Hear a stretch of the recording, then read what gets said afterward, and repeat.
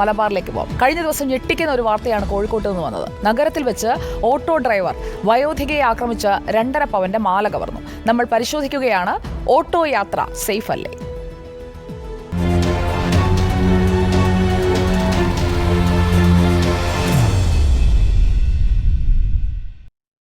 Auto driver മാല പിടിച്ചു പറിക്കുന്നത് തടയാൻ ശ്രമിച്ച വയോധികയ്ക്ക് ഗുരുതരമായി പരിക്കേറ്റു. പുൽപ്പള്ളി സ്വദേശി ജോസഫീനെയാണ് റെയിൽവേ സ്റ്റേഷനിൽ നിന്ന് KSRTC സ്റ്റാൻഡിലേക്കുള്ള യാത്രക്കിടെ ആക്രമിക്കപ്പെട്ടത്.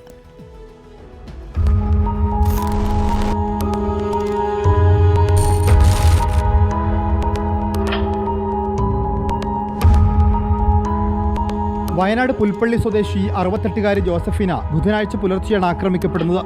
കോഴിക്കോട് റെയിൽവേ സ്റ്റേഷനിൽ നിന്ന് KSRTC ബസ് സ്റ്റാൻഡിലേക്ക് ഓട്ടോ കയറിയ ജോസഫീനയെ ഡ്രൈവർ വഴിമധ്യേ ആക്രമിക്കുകയായിരുന്നു.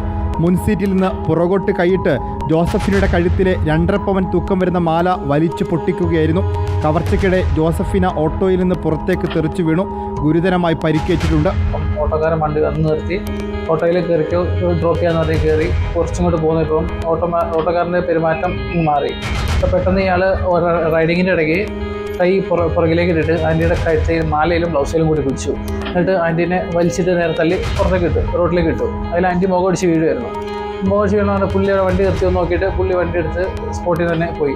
ഓട്ടോ ഡ്രൈവർ കടന്നു കളഞ്ഞതിനു ശേഷം പുറകെ വന്ന പലരോടും സഹായം അഭ്യർത്ഥിച്ചെങ്കിലും ആരും സഹായിച്ചില്ല. കൂടരഞ്ഞിയിലെ ബന്ധുവീട്ടിലെത്തിയ ശേഷമാണ് ജോസഫിനെ ആശുപത്രിയിൽ എത്തിച്ചത്. കോഴിക്കോട്ടെ സുമനസ്സുള്ള ഓട്ടോ ഡ്രൈവർമാരുടെ സൽപ്പേരിന് കളങ്കം വരുത്തുന്നതാണ് ഇത്തരം സംഭവങ്ങൾ. റിപ്പോർട്ടർ, കോഴിക്കോട്.